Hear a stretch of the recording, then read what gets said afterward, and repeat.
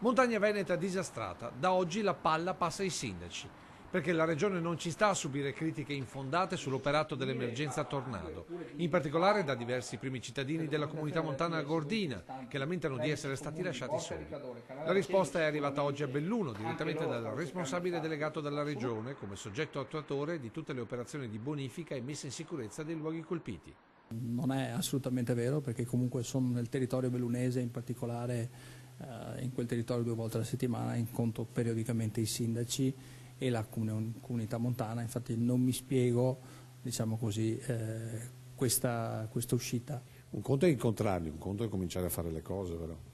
Sì, infatti probabilmente a qualcuno è sfuggito che le stiamo facendo e forse è sfuggito un po' alla Gordino. Ma la Regione va oltre, rispondendo alle critiche con gli incarichi.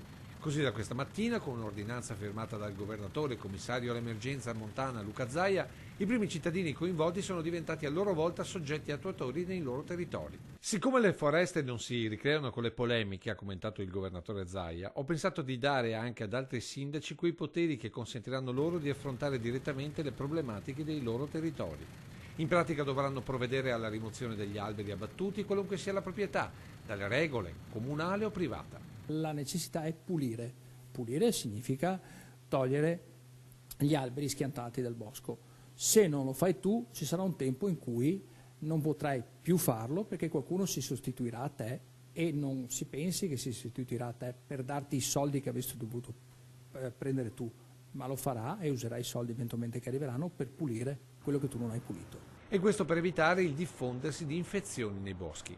Perché comunque c'è un'emergenza, perché comunque il bostrico, che è diciamo così il pericolo più importante, nel 2020 potrà scoppiare e poi nel 2021 invadere proprio i nostri boschi, che significa intaccare le piante che sono sane.